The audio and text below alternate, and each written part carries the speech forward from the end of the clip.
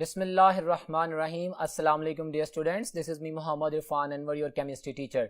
Well dear students, आज हमने MD CAT chemistry का टेस्ट नंबर 20 करना है डिस्कस, जो कि यूएचएस टॉपिक 4+9 जिसमें compounds of nitrogen and sulphur और एनवायरमेंटल केमिस्ट्री है, इससे एसोसिएटेड है। So let's move towards the discussion of the test. जी तो डियर स्टूडेंट्स, इस वक्त आपके सामने टेस्ट है। लेक्चर को जहन में रखिएगा। लेक्चर में हमने इंफॉर्मेशन बेस्ड और मेमोरी बेस्ड क्वेश्चन इस टॉपिक में बहुत ज्यादा एम्फसाइज किए थे। अब उनकी बात करते हैं। पहला क्वेश्चन नंबर 51 आप देख सकते हैं। In all of the following reactions H2SO4 act as a dehydrating agent. अच्छा, एक्सेप्ट वो कौन सा एक रिएक्शन है जिसमें H2SO4 डिहाइड्रेशन नहीं कर रहा। सो अगर मैं देखूं तो alpha option is my answer. Alpha में एक एसिड एक बेस के साथ रिएक्शन कर रहा है, न्यूट्रलाइजेशन रिएक्शन है, एसिड बेस रिएक्शन है, सॉल्ट फॉर्मेशन है। अल्फा ऑप्शन डिहाइड्रेशन में नहीं शो कर रहा। अगर बीटा देखूं तो डिहाइड्रेशन हो रही है। ऑक्सैलिक एसिड की आपके सामने चार्ली में भी फॉर्मिक एसिड का जो रिएक्शंस मैंने लेक्चर में पढ़ाया था, डिहाइड्रेशन हो रही है। और डेल्टा में भी डिहाइड्रेशन हो रही है, सीन बन रहा है। So alpha option is my answer कि जिसमें हमारे पास एसिड बेस रिएक्शन है, डिहाइड्रेशन नहीं है। Very simple. Next question number 52. The stratosphere, where ozone layer exists in atmosphere at dash to dash altitude. खूबसूरत सवाल है। ये एमडी कैट का स्टैंडर्ड है। ये एक नॉर्मल कंफ्यूजन क्रिएट करेगा। स्टेटमेंट में दोबारा पढ़ रहा हूं, देखें आप लोगों के लिए। उसने कहा stratosphere where ozone layer exist. अब उसने स्ट्रेटोस्फीयर पे फोकस किया है, उसने ओजोन पे नहीं फोकस किया। उसने स्ट्रेटोस्फीयर की बात की है जिसमें ओजोन लेयर पाई जाती है in atmosphere at dash to dash altitude and is just above the troposphere. अब यहां पे बच्चा कंफ्यूज हो सकता है ओजोन लेयर को सोच के कि दैट इज 25 to 28 km। बात उसने ओजोन लेयर की नहीं की। You must be very much familiar about that. उसने यहाँ पे बात की है स्ट्रेटोस्फीयर की, कि स्ट्रेटोस्फीयर किस ऑल्टीट्यूड में पाई जाती है। तो माय डियर स्टूडेंट, इसका आंसर होगा चार्ली। 15 to 40 km ये स्ट्रेटोस्फीयर की रीजन को पूछ रहा है कि स्ट्रेटोस्फीयर किस में पाई जाती है। इसमें ओजोन को नहीं पूछ रहा। It's a common sentence formation. उसमें उसने ओजोन लेयर का बस तस्करा किया है कि ये स्ट्रेटोस्फीयर में होती है। मुझे बताओ स्ट्रेटोस्फीयर की विड्थ क्या है। ध्यान से आंसर करना है, डेल्टा आंसर नहीं, चार्ली इसका आंसर है। स्ट्रेटोस्फीयर 15 km से आपके पास 40 km तक होती है।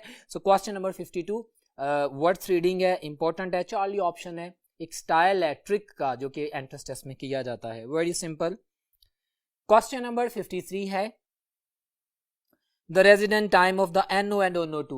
मैंने अपने लेक्चर में बताया था कि आपके पास ये नॉक्स है, नाइट्रोजन के ऑक्साइड्स हैं, ये बनते हैं, हवा में रहते हैं थोड़ी टाइम के लिए। अब यहाँ पे उसने रेजिडेंट टाइम का पूछा है, तो मैंने आपको लेक्चर में एक ट्रिक बताया था कि जिसमें ऑक्सीजन कम है नाइट्रोजन का वो ऑक्साइड, जिसमें ऑक्सीजन कम है उसका रेजिडेंट टाइम ज्यादा है। ये 4 दिन तक रिजाइड करता है। और NO2 इसमें ऑक्सीजन ज्यादा है NO की निस्बत, तो ये 3 डेज तक रिजाइड करेगा। सो ये बुक की लाइन है, लेकिन इसको याद रखने की स्ट्रेटजी जो मैंने लेक्चर में भी बताई दोबारा रिपीट कर रहा हूं। तो आपके पास अगर मैं रिस्पेक्टिवली देखूं तो NO और NO2 में alpha option is my answer, 4 and 3 days। Very simple, alpha option. Question number 54 test number 20 MD CAT. Ozone hole was mostly observed in, it's a popular question, Antarctic zone में देखा गया है। Antarctic zone में देखा गया ozone hole, जहां पे thinning होती है। हमने पढ़ा था ना 1970 में स्प्रिंग सीजन में for the first time ozone hole को नोटिस किया गया, एंटार्कटिक जोन में किया गया। हमारे पास ट्रॉपिकल एरिया में ओजोन बनती रहती है, वो पोल्स पे स्टोर होती है। और जब हमारे पास फ्रियॉन्स जाके रिएक्शन करती हैं तो डेफिनेटली जहां से वो स्प्रेड अप हो रही होती है पोल्स में, एंटार्कटिक जोन में, वहां पे अटैक ज्यादा होता है और वहां से होलिंग स्टार्ट हो जाती है। सो ये बुक की लाइन भी थी और इसमें कॉन्सेप्ट जो था वो मैंने रिपीट कर दिया, जो मैंने लेक्चर में भी डिस्कस किया था। Option Charlie is my answer, Antarctica. Question number 55 है dear students, environmental pollution affects. Okay, pollution किसको अफेक्ट करती है? Biotic life. हाँ जी, जितनी भी लिविंग ऑर्गेनिजम्स हैं, प्लांट्स हैं, एनिमल्स हैं, डिस्टर्ब होते हैं।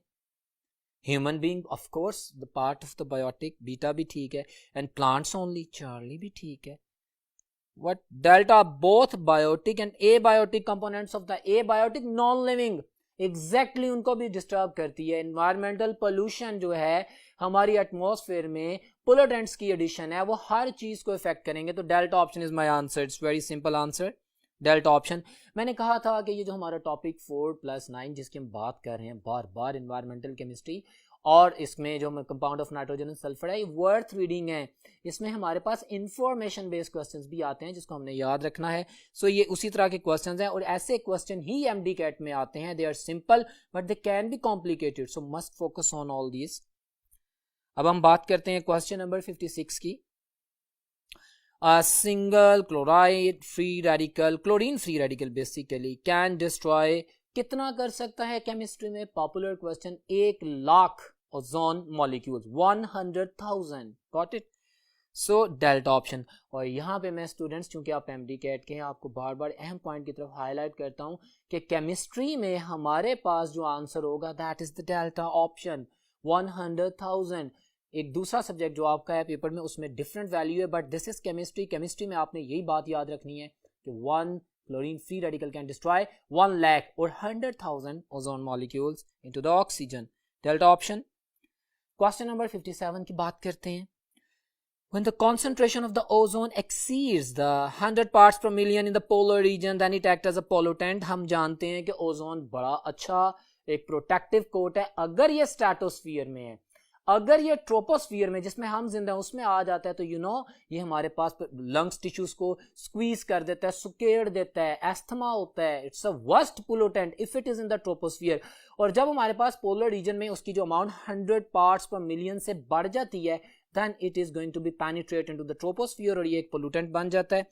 उसके बाद में वो कह रहा है in this way it causes all of the following health problems except aggravative asthma। बिल्कुल एस्थमा करता है, अल्फा ऑप्शन ठीक है। Decrease the elasticity of the lungs tissue, ये उसी का रिजल्ट है। ट्यूबरक्लोसिस नहीं करता भाई, ट्यूबरक्लोसिस तो एक वायरल बैक्टीरियल डिजीज है, प्रॉब्लम है, TB, that is something else. तो ये नहीं करता। बाकी डैमेज आइज, तो चार्ली ऑप्शन मेरा आंसर है। ओजोन ट्यूबरक्लोसिस नहीं करता क्योंकि वो तो एक बैक्टीरिया से फैलती है, आपको पता ही है, वेरी सिंपल। नेक्स्ट क्वेश्चन है जी, question number 58। Temporary acid rain in some countries is due to the release of dash. हमारे पास परमानेंट एसिड रेन होती है, हमारे पास टेम्पररी एसिड रेन होती है। Temporary acid rain volcanic areas में होती है क्योंकि वहां पे वोल्केनोज में सल्फर के ऑक्साइड्स के साथ, भाई सल्फर के ऑक्साइड तो परमानेंट एसिड रेन करते हैं, डन, लेकिन उसके साथ कुछ HCl हाइड्रोक्लोरिक एसिड रिलीज होता है। बहुत इंपॉर्टेंट पॉइंट है, मैंने बताया भी था। इसकी वजह से टेम्पररी एसिड रेन होती है। Alpha option is my answer. Dear students, related concept, क्योंकि एमडी कैट की तैयारी कर रहे हैं तो दो चीजें परमानेंट और टेम्पररी हैं, तो मैं और चीज ऐड कर दूं। आपको पता है कि हमारे पास जो टेम्पररी एसिड रेन HCl से होती है, परमानेंट एसिड रेन सल्फर के ऑक्साइड से और नाइट्रोजन के ऑक्साइड से होती है, ठीक है।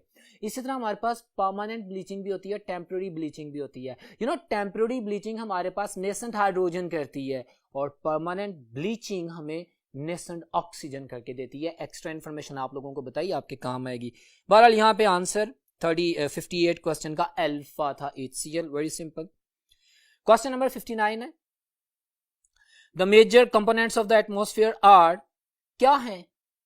एटमॉस्फेयर का 78% nitrogen, 21% oxygen, nitrogen and oxygen, very simple. Delta option is my answer, very simple.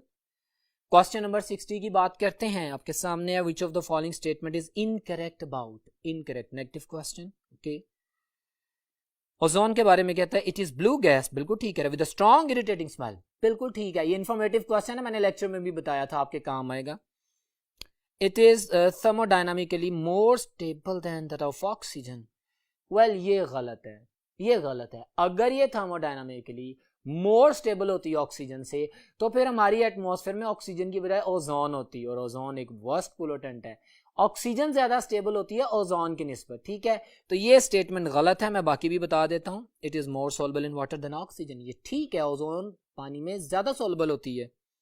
और जो डेवलप्ड कंट्रीज हैं वो ऑक्सीजन के पार्ट्स पर मिलियन बढ़ाने के लिए और वाटर प्यूरिफिकेशन के लिए ओजोन को यूज करते हैं, ये भी याद रखिएगा। When it is cooled, it gets liquefied to a deep blue color, बिल्कुल ठीक है, उस लिक्विड में कन्वर्ट हो जाती है। So beta option is incorrect, बाकी तमाम ऑप्शंस ठीक है। उसने इनकरेक्ट पूछी थी, beta option is my answer. Question number 60।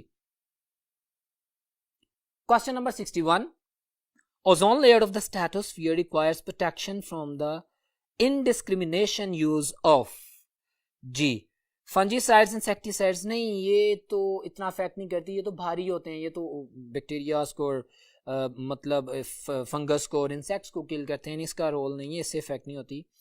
Atomic explosion से भी नहीं होती है, एटॉमिक एक्सप्लोजन से ओजोन को कोई नुकसान नहीं पहुंचता, अल्फा बीटा गामा रेडिएशंस तो वो वैसे भी एक्सटर्नल एटमॉस्फेयर से अब्जॉर्ब कर लिया, that is not being affected.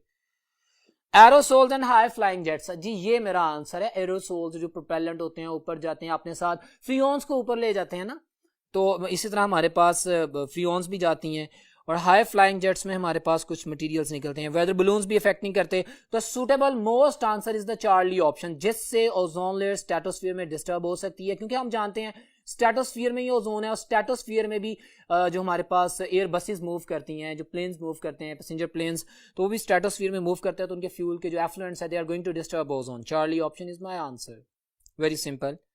Question number 62 की बात करते हैं। Dash is the major source of the acid deposition in the atmosphere. Atmosphere question number, silicon oxide नहीं भाई, ये तो बड़ा जबरदस्त सॉलिड है। कार्बन डाइऑक्साइड नहीं जी, ये तो हैवियर देन एयर, ये नहीं जाती। तो SO2, यस, हमारे पास जो एसिड डेपोजिशन होती है, जो एसिड रेन होती है, चाहे स्नो में, चाहे स्नो हो, चाहे रेन हो, चाहे फोग हो, चाहे स्मोक हो, उसमें sulphur dioxide is an acidic and the worst most pollutant comparative to all that. हमारे पास CO2 पोल्यूशन नहीं है, SiO2 पोल्यूशन नहीं है, हमारी किताब के मुताबिक, मैंने लेक्चर में बताया था कि कार्बन डाइऑक्साइड पोल्यूशन नहीं है। ठीक है, ग्लोबल वार्मिंग में आजकल डेफिनेशन चेंज हो गई है due to the extra amount of the carbon dioxide due to the fuel burning in atmosphere, green house effect आ गया है, वो बातें सारी अपनी जगह, लेकिन कार्बन डाइऑक्साइड पोल्यूटेंट नहीं है, हम हर सांस में इसको एक्सेल करते हैं। अगर ये पोल्यूटेंट होता तो लाइफ को नुकसान पहुंचता। इनमें जो पोल्यूटेंट है that is Charlie option, very simple. Next question है question number 63। Photochemical smoke consist of the higher concentration of, well, photochemical smoke या ऑक्सीडाइजिंग स्मोक जिसमें नॉक्स, नाइट्रोजन के ऑक्साइड और ओजोन पाया जाता है, ठीक है, और रिड्यूसिंग स्मोक जिसमें सल्फर के ऑक्साइड्स पाए जाते हैं, उससे रिलेटेड क्वेश्चन है। Alpha option is my answer. Oxidizing smoke या फोटोकेमिकल स्मोक में ओजोन के जो मॉलिक्यूल हैं, इसकी जो अमाउंट है वो होती है, बाकी नहीं होते, बाकी बिल्कुल इररेलेवेंट है जी, सल्फर और कार्बन का भी, मोनोऑक्साइड का भी। Question number 64 my dear students, just focus on the component of the environment which maintains the heat balance of the earth is, हवाएं चलती रहती हैं ग्लोब पे, एटमोस्फियर हमारे पास, अब जानते हैं ना कंपोनेंट ऑफ एनवायरमेंट, लिथोस्फियर है सॉलिड रॉक्स, हाइड्रोस्फियर है water, oceans, reverse, but atmosphere सबसे ज्यादा मूवमेंट करता है पूरे ग्लोब में और टेम्परेचर को बैलेंस करता है। Alpha option is my answer, very simple. और बायोस्फीयर तो लिविंग ऑर्गेनिजम्स हैं, वो तो वेजिटेशन की फॉर्म में फिक्स्ड होते हैं, एनिमल्स अगर मूवमेंट भी करते हैं तो इतनी नहीं करते कि पूरे ग्लोब के ऊपर मूव कर सकें। So this is alpha option, very simple and the beautiful question, interesting it is. Question number 65 की बात करते हैं। The unpolluted rainwater is slightly acidic due to the reaction of the rainwater with, मैंने अपने lecture में भी बताया था जब हम एसिड रेन पढ़ रहे थे कि भाई मेरे पास जो कार्बन डाइऑक्साइड है, इसकी वजह से वाटर की पीएच लेस देन 5.6 नहीं होती। हाँ, स्लाइडली एसिडिक होता है, कार्बोनिक एसिड बनता है, H2CO3 बनता है, लेकिन वो एसिड रेन नहीं है, अनपोल्यूटेड रेन वाटर होता है जिसमें कार्बन डाइऑक्साइड होती है, क्योंकि वो एसिड रेन नहीं होती, उसकी पीएच 5.6 से नीचे नहीं जाती। और इसी क्वेश्चन को उसने पूछ लिया कि किस पोल्यूटेंट किसकी वजह से अनपोल्यूटेड होता है, Charlie option, carbon dioxide, very simple and the clear answer. हम जानते हैं हाइड्रोकार्बन से पोल्यूट करते हैं, सल्फर के ऑक्साइड, नाइट्रोजन के ऑक्साइड, ये सारा काम करते हैं, लेकिन carbon dioxide is not a pollutant. Next question पे चलते हैं, question number 66। PH of unpolluted rain water is, अभी आ गया भाई, 5.6, unpolluted rain water 5.6, acid rain less than 5. ठीक है, अनपोल्यूटेड रेन वाटर 5.6, ये मैंने अभी सारा डिस्क्राइब किया, आपने याद रखना है। So very simple and the relevant answer Charlie option है। क्वेश्चन नंबर 67 की बात करते हैं। Identify the incorrect statement in the following. Incorrect statement ढूंढनी है, नेगेटिव क्वेश्चन है, ध्यान से आंसर कीजिएगा। हमारे पास है chlorofluorocarbons are responsible for ozone layer depletion, बिल्कुल सही कह रहे हैं। फिर कहता है green house effect is responsible for the global warming, ये हम जानते हैं। Ozone layer does not permit infrared radiations, भाई ओजोन का काम अल्ट्रा वायलेट रेडिएशन और कॉस्मिक रेज को रोकना है, इंफ्रारेड बिल्कुल गलत है। अब आपने बड़े ध्यान से स्टेटमेंट पढ़ के आंसर किया। उसने कहा कि कौन सी स्टेटमेंट इनकरेक्ट है, तो चार्ली ऑप्शन मेरे पास इनकरेक्ट आई है। पहली दोनों ऑप्शंस ठीक थी और डेल्टा ऑप्शन भी बिल्कुल ठीक है कि नाइट्रोजन और सल्फर के ऑक्साइड्स की वजह से एसिड रेन होती है। So Charlie option is wrong. Ozone layer cosmic rays और अल्ट्रा वायलेट रेडिएशन को एब्जॉर्ब करती है। ठीक है, नेक्स्ट क्वेश्चन है 68। By keeping the vehicle property tuned for the optimum ignition of the fuels। हाँ जी, एक मोटर इंजन स्टार्ट है जहाँ पे गाड़ियाँ खड़ी हैं, वर्कशॉप है, वहाँ पे फ्यूल के वेपर्स भी हैं, वहाँ पे बर्निंग फ्यूल भी है, ज़हन में रखते हैं। This method prevents air pollution caused by dash and dash. Okay, अगर हम उसको बंद रखें और इसको प्रोटेक्ट करें तो हमारे पास जाहिर बात है इनकम्प्लीट कंबस्टन होगी जहां पे भी इंजन में से, तो कार्बन मोनोऑक्साइड आएगी। आपको याद है ना एमडी कैट एमसीक्यू मैंने बताया था कि 75% of the carbon monoxide comes from the automobile engines burning the hydrocarbons. इस तरह कुछ अनबर्न्ड हाइड्रोकार्बन्स भी सिस्टम में एवापोरेट करते हैं। तो कार्बन मोनोऑक्साइड और हाइड्रोकार्बन्स ये दो ऐसी चीजें हैं जिनकी वजह से एटमॉस्फेयर पोल्यूट होती है। अगर हम ये जो वर्कशॉप्स की बात करें, जो वो वर्ड बात कर रहे हैं कि व्हीकल प्रॉपर्टी, उसकी बात करें तो beta option is my answer. ये दो पोल्यूटेंट्स एटमॉस्फेयर में आते हैं। Very simple and the relevant thing. Next question है जी, question number 69। Which of the following is atmospheric pollutant? देख लेते हैं। हाइड्रोजन नहीं जी, हाइड्रोजन पोल्यूटेंट नहीं है। और वैसे भी आपको पता है कि ये उस फॉर्म में रिएक्शन कर जाती है, इस तरह फ्री नहीं पाई जाती। O2 नहीं, ये तो पोल्यूटेंट नहीं है। O3 ओजोन अगर हमारे पास ट्रोपोस्फियर में है, जिसमें हम है, तो दैट इज पोल्यूटेंट। ये एमसीक्यू भी मैं शेयर करके आया, इन्फॉर्मेशन भी दी है कि अस्थमा हो जाता है, लंग टिश्यू स्क्वीज कर जाती हैं, प्रॉब्लम होती है। सो चार्ली ऑप्शन, बाकी कोई पोल्यूटेंट नहीं है। Question number 70।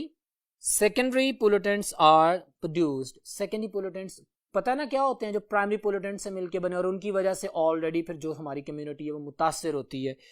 सो वो कहता है कैसे प्रोड्यूस्ड होते हैं? by the reaction of the primary pollutants in the atmosphere। very simple, this is the definition of the secondary pollutants, जो कि अल्फा ऑप्शन है। अगर मैं बीटा देखता हूँ तो by the reaction of the primary pollutants on the earth, on the earth। now this is MDCAT, this is science, this is the technical word, we have to choose the suitable most answer। अर्थ में तो तमाम चीजें आती हैं, mandible of earth भी आता है, lithosphere भी आता है, हाइड्रोस्फीयर भी आता है, लेकिन एटमॉस्फेयर में जब तक ये पोल्यूटेंट्स आपस में रिएक्ट नहीं करेंगे, सेकेंडरी पोल्यूटेंट्स नहीं बनेंगे, फिर वो रेन की फॉर्म में या स्मोक की फॉर्म में जमीन पे आते हैं और डैमेज करते हैं। So alpha option is the suitable most answer. Exhaust of the automobiles, ये भी एक अलहदा सी इररेलेवेंट सी बात है। क्वेश्चन नंबर 70 का आंसर अल्फा है, बिल्कुल क्लियर, बड़ा simple. Question number 71। Acid rain which is known as the acid deposition was first, Angus Smith ने किया था, बिल्कुल ये उसकी हिस्ट्री बता रहे हैं एसिड रेन की। विच of the following is the main cause of the acid rain? भाई बताएं। अच्छा, अल्फा ऑप्शन में कहता है burning of the fossil fuel. Fossil fuel यानी लेट्स सपोज मैं कोल की बात करता हूं, लेट्स सपोज मैं अभी पेट्रोल की भी बात करता हूं, तो हम जानते हैं कि जब इसको बर्न करते हैं तो इसके अंदर से सल्फर के ऑक्साइड्स भी निकलते हैं, नाइट्रोजन के ऑक्साइड्स भी निकलते हैं। और हम अभी पढ़ के आए हैं कि एसिड रेन में सल्फर के ऑक्साइड्स और नाइट्रोजन के ऑक्साइड वो नाइट्रिक एसिड और सल्फ्यूरिक एसिड की फॉर्म में एसिड रेन को कॉज करते हैं। ठीक है, तो ये अल्फा ऑप्शन तो ठीक है, मैं बाकी भी पढ़ लेता हूं। Burning of the natural gas, natural gas की बर्निंग से हमारे पास अगर लिमिटेड सप्लाई होगी तो कार्बन मोनोऑक्साइड आ जाएगी या कार्बन डाइऑक्साइड बनेगी, ये दोनों एसिडिक नहीं होती। तो एसिड रेन के हवाले से बीटा ऑप्शन तो इनकरेक्ट होगी। एंड फॉरेस्ट फायर, भी जंगलों में आग लगती है, लकड़ी जलती है, कार्बन डाइऑक्साइड कार्बन मोनोऑक्साइड बनती है। So the suitable most answer agriculture products जो हैं, जैसे फसलों को काटने के बाद बाज़ जगहों पे आग लगा दी जाती है, तो उसमें भी वो सेलुलोज को बर्न कर रहे होते हैं ना, वो वुड को बर्न कर रहे होते हैं, तो उसमें कार्बन डाइऑक्साइड या कार्बन मोनोऑक्साइड बनेगी जो कि एसिड रेन का बायस नहीं है। तो मेरे पास alpha option is the suitable most answer. Burning of the fossil fuel like coal, like petrol, जिसमें अगर सल्फर और नाइट्रोजन के कॉन्टेंट्स होंगे तो वो उनके ऑक्साइड्स बनेंगे और वो एसिड रेन का बायस बनेंगे। सो क्वेश्चन नंबर 71 का answer alpha. Question number 72 students, Which of these pollutants is produced by the burning of coal and cause acid rain? मैंने अभी कुछ वर्ड्स बोले। अल्फा में कह रहा है NO। अच्छा, उसने यहाँ पे फोकस किया है burning of the coal.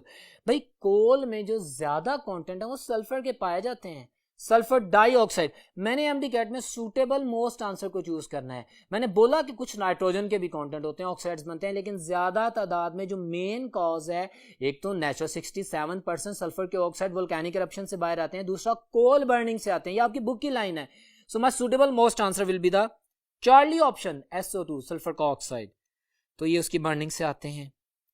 Suitable most is the Charlie. So Charlie को चूज करेंगे, कंफ्यूज नहीं होना, ठीक है, क्योंकि अलहदा अलहदा दिया गया है. अगर वो पेयर बना के ए और सी कर देता तो फिर मैं सोचता.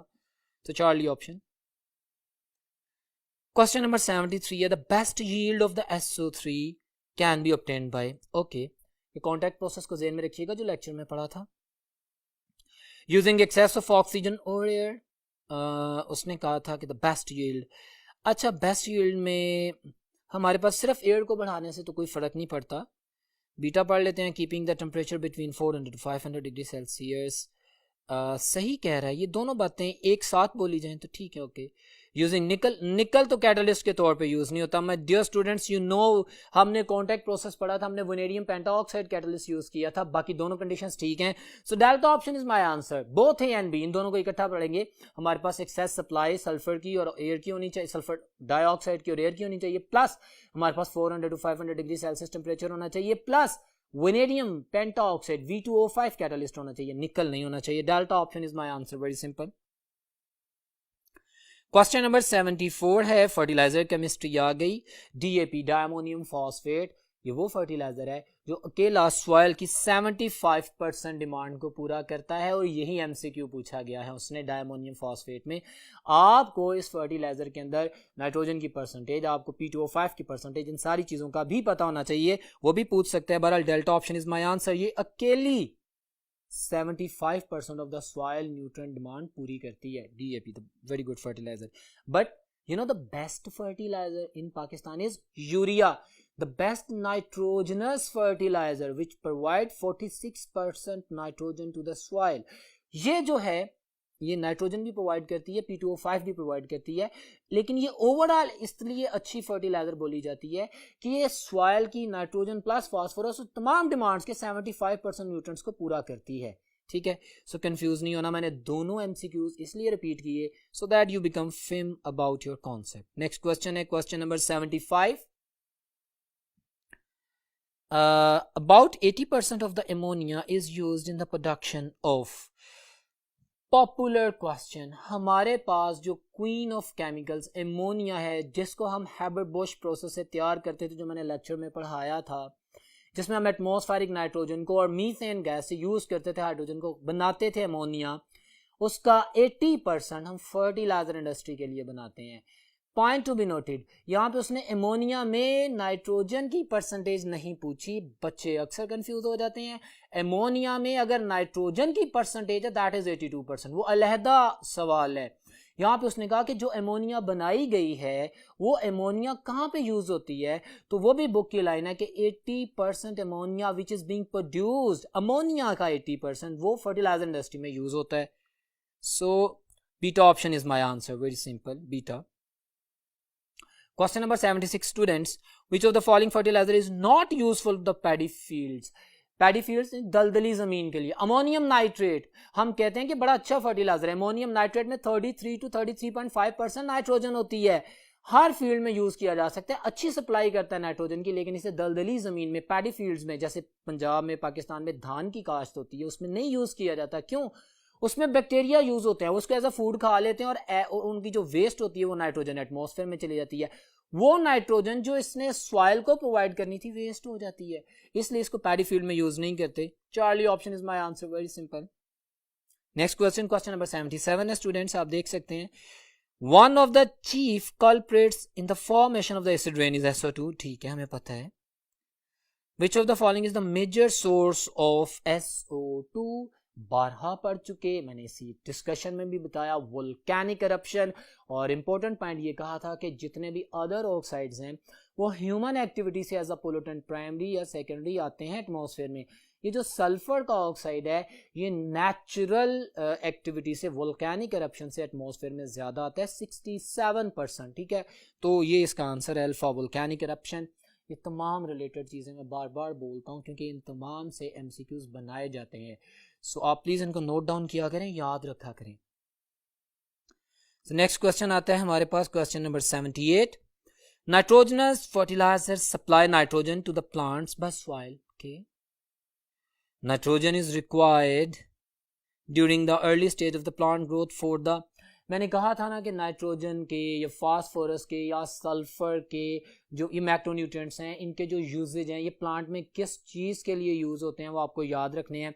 नाइट्रोजन का उसने पूछा तो हम जानते हैं स्टेम एंड लीव, फसलों की बढ़ोतरी के लिए, क्योंकि अमाइनो एसिड्स बनाते हैं ना नाइट्रोजन, प्रोटीन सिंथेसिस करते हैं, उसके स्टेम और लीफ की ग्रोथ के लिए नाइट्रोजन का बुनियादी रोल है। एक बात इसमें सल्फर के हवाले से मैंने बताया था, फास्फोरस के हवाले से बताया था, मैंने पोटाशियम के हवाले से भी बताया था लेक्चर में, तो आपने ये तमाम चीज़ें याद रखनी है, एमसीक्यूज में पूछा जाएगा। नाइट्रोजन का सवाल आया तो आप आंसर करेंगे for the growth of the stem and the leaves, अच्छा हेल्दी प्लांट बनने के लिए ज़रूरी है। क्वेश्चन नंबर 79 है the dust particles in SO2 are removed by, भाई जब हम प्यूरिफिकेशन यूनिट में जाते हैं, जब हम बर्नर से सल्फर डाइऑक्साइड प्रोड्यूस करके जाते हैं तो DCS डैट याद है ना, ड्राई हमारे पास डस्ट रिमूवर जो पहला यूनिट आता है, उसमें हम क्या करते हैं, हम स्टीम सप्लाई करते हैं। वो जैसे आंधी में बारिश हो जाए तो सारी गर्द बैठ जाती है ना, बिल्कुल जैसे मैंने लेक्चर में बताया था वैसी स्टीम अपना रोल प्ले करती है, जो डस्ट पार्टिकल्स है उनके साथ कंबाइन करके उसको सेटल डाउन कर देती है। सो हमारे पास कोल्ड वाटर नहीं, डिल्यूट सल्फ्यूरिक एसिड नहीं, Charlie option steam is very clear answer which you will go for that. Question number 80 की बात करते हैं, which of the following 3 elements are needed for the healthy growth of the plants. अच्छा ये जो 3 elements इसने कहा है ना, यहाँ पे थोड़ी मॉडिफिकेशन करनी है। मैक्रोन्यूट्रिएंट्स की बात कर रहा है, मैक्रो जो लार्ज अमाउंट में चाहिए, 5 किलोग्राम टू द 200 किलोग्राम पर एकड़ चाहिए, नाइट्रोजन फास्फोरस पोटाशियम। इसके अलावा जो माइक्रोन्यूट्रिएंट्स हैं जो आप पढ़ के आए हुए हैं, मैंने पढ़ाया जो कि 6 ग्राम टू 200 ग्राम चाहिए, वो भी एलिमेंट रिक्वायर्ड होते हैं। लेकिन यहाँ पे हमने ऑप्शंस देखनी है कि कौन सा पेयर दे रहा है, तो NPK nitrogen phosphorus and potassium is the suitable most answer. तमाम एलिमेंट्स रिक्वायर्ड होते हैं, मैक्रो भी माइक्रो भी, ठीक है। सो इस सवाल को करने से पहले इस तमाम डाटा को जो मैंने अभी बोला उसको भी ज़हन में रखिएगा, जो वो पूछ रहा है वो आंसर कर देते हैं। यहाँ पे उसने मुझे जो ऑप्शंस दी हैं तो उसमें मेरे पास Charlie is the suitable most answer. The macronutrients required nitrogen phosphorus and potassium for the healthy growth of the plants and even their seeds and even their fruits. Clear है? सो नेक्स्ट क्वेश्चन है question number 81 students, Which of the following is not the use of sulfuric acid? Okay. हमने कहा था sulphuric acid king of chemicals, हमने कहा था sulphuric acid हर जगह use होता है। It is the scale of the industrial progress of the country, this is called as the barometer of industry. याद है ना सारी बातें। अब उसने कहा कि भाई सल्फ्यूरिक एसिड कहाँ यूज नहीं होता, तो देख लेते हैं। पेंट्स एंड पिगमेंट इंडस्ट्री में यूज होता है, डिटर्जेंट्स में यूज होता है, फूड प्रिजर्वेटिव के तौर पे कभी भी नहीं यूज हो सकता। यू नो फूड प्रिजर्वेटिव में सल्फ्यूरिक एसिड जो कि स्ट्रॉन्ग एसिड है कभी भी यूज नहीं हो सकता, ठीक है। ये बड़ा क्लियर आंसर है, Charlie option is my answer, बाकी सारी बातें ठीक हैं। क्वेश्चन नंबर 82, मैक्रोन्यूट्रिएंट्स पर एकड़, अभी बोला कितने चाहिए होते हैं पर एकड़, 5 किलोग्राम से 200 kilogram. So delta option is my answer, very simple. Question number 83 की बात करते हैं, which of the following is not an essential role of nitrogen. अच्छा नाइट्रोजन के रोल्स बताएगा, आप कहेगा नाइट्रोजन का रोल कौन सा नहीं है, तो अब से थोड़ी देर पहले मैंने जो रिपीट किया था तमाम uses of the elements in the plant production and the growth, उसको ज़हन में रखें। बात करते हैं, अल्फा कहता है it is used to accelerate the, it is not used to accelerate the seed growth and fruit growth. My dear students वो फास्फोरस का रोल है, अल्फा ऑप्शन ही मेरा आंसर है। Phosphorus initial growth of the seed and the fruit accelerate करती है, potassium ripening of the seed में role play करती है। नाइट्रोजन का रोल बाकी है, हो सकता है जैसे प्रोटीन सिंथेसिस है, स्टेम एंड लीव्स की प्रोडक्शन है, कलर ऑफ लीव्स को ग्रीन कलर कर देता है, सारी बात है हेल्दी प्लांट होता है, लेकिन ये एक्सेलरेट नहीं करता सीड की ग्रोथ। तो ये alpha option is my answer, this is not the use of nitrogen, this is the use of phosphorus. Next question पे चलते हैं। क्वेश्चन नंबर 84 है, which of the following is the raw material for the preparation of the ammonia, हाँ by the Haber's process. Methane gas होती है only का, nitrogen gas भी होती है, बोथ एंड भी। यू नो हम जानते हैं माय डियर स्टूडेंट्स कि जब हम मीथेन गैस को यूज़ करते हैं, हम उसकी स्टीम क्रैकिंग करते हैं, हम वाटर गैस बनाते हैं, हम हाइड्रोजन बनाते हैं, हाइड्रोजन से फिर नाइट्रोजन का रिएक्शन करवा के अमोनिया बनाते हैं, सो ऑन। तो ये चीज़ें दोनों यूज़ होती हैं। Charlie option is very simple answer. Okay so next question पे चलते हैं, क्वेश्चन नंबर 85 पे। The question number 85 which is the last question of the test. SO2 is the main cause of the acid rain, हाँ पढ़ चुके हैं। It has all of the following, harmful effects except, अब हमने देखना है कि एसिड रेन का इफेक्ट क्या नहीं है। इट डिक्लाइंस फॉरेस्ट, हाँ इफेक्ट करती है प्लांट लाइफ को। It wash away the useful nutrients, जिसे हम लीचिंग कहते हैं, बिल्कुल सॉइल की लीचिंग करती है, इंपॉर्टेंट न्यूट्रिएंट्स मेटालाइंस को रिमूव कर देती है। इट डैमेजेस द बिल्डिंग, वो जो हमने बड़ी बिल्डिंग्स की, जैसे ताजमहल की मैंने मिसाल दी थी कि वो डिमोलिश हो रहा है, ख़राब हो रहा है इसकी वजह से, सही है। It is slightly acidic in nature, so what do you mean, अगर मैं सल्फर का ऑक्साइड मिक्सिंग कर रहा हूँ तो ये स्लाइटली एसिडिक होगा। अब ओवरऑल पीएच की बात करते हैं ना, ये स्लाइटली एसिडिक नहीं है, ये हाईली ठीक ठाक highly acidic in nature. SO2 की बात कर रहा है, SO2 एक हाईली एसिडिक मटेरियल है, it's not slightly acidic. So delta option is incorrect, ये ठीक नहीं है। तो आपने बड़े ध्यान से आंसर करना। जब हमारे पास सल्फर ट्राईऑक्साइड वाटर में मिलती है तो सल्फ्यूरिक एसिड बनता है, that's a strong acid, not slightly acidic in nature. और इस थोड़ी अमाउंट की वजह से ओवरऑल जो एसिड रेन है वो डिस्टर्ब होती है। तो वेल डियर स्टूडेंट्स, आज हमने ये टेस्ट पढ़ा जो कि टेस्ट नंबर 20 था। That was all about the today's test. उम्मीद करता हूँ कि आज के टेस्ट की डिस्कशन के बाद आप लोगों ने अपने नॉलेज को मजीद इंप्रूव किया होगा और आपको अंदाज़ा हुआ होगा कि इस टॉपिक में आपने तैयारी किस तरह करनी है। इंशाल्लाह नेक्स्ट लेक्चर में मुलाकात होती है, तब तक अल्लाह हाफिज़।